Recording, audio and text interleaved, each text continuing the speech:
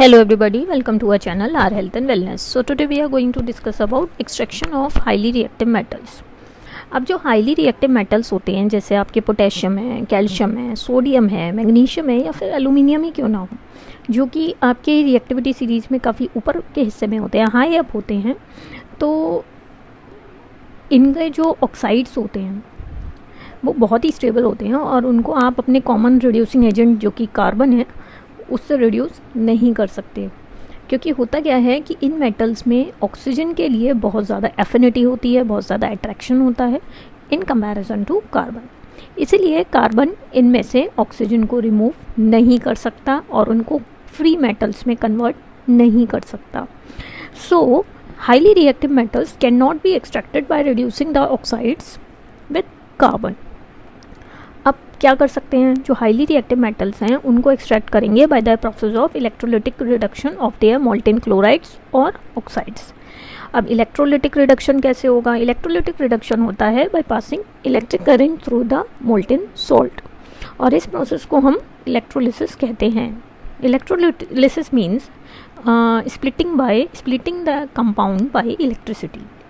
तो जो highly reactive metals हैं जो हाई लेवल पर होते हैं रिएक्टिविटी सीरीज़ में, तो उनको एक्सट्रैक्ट किया जाता है by the process of electrolysis of their molten chlorides और ऑक्साइड्स।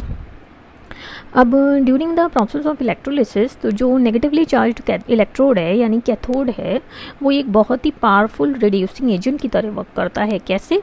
क्योंकि वो इलेक्ट्रॉन सप्लाई करता है for the reduction of metal ions into metal.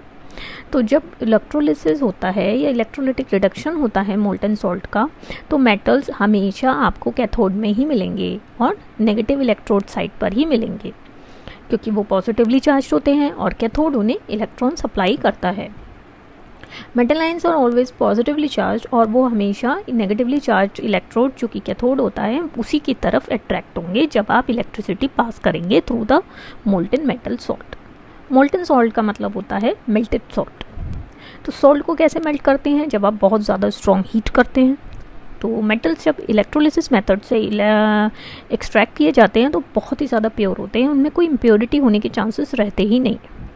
जब आप मोल्टेन मेटल क्लोराइड को इलेक्ट्रोलाइज करते हैं बाय पासिंग इलेक्ट्रिक करंट, तो प्योर मेटल आपको मिलेगा कैथोड में जो कि एक नेगेटिव इलेक्ट्रोड होता है, और क्लोरीन गैस आपको मिलेगी एनोड में जो कि एक पॉजिटिव इलेक्ट्रोड होता है।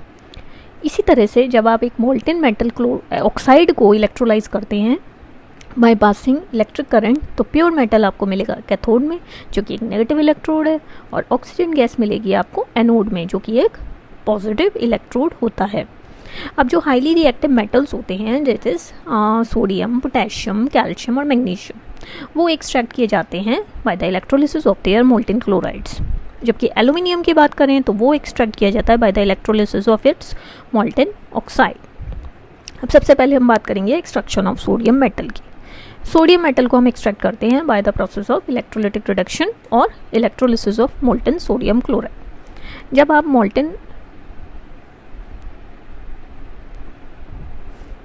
जब आप इलेक्ट्रिक करंट पास करते हैं through the molten sodium chloride, तो वो डिकम्पोज हो जाता है to form sodium metal and chlorine gas.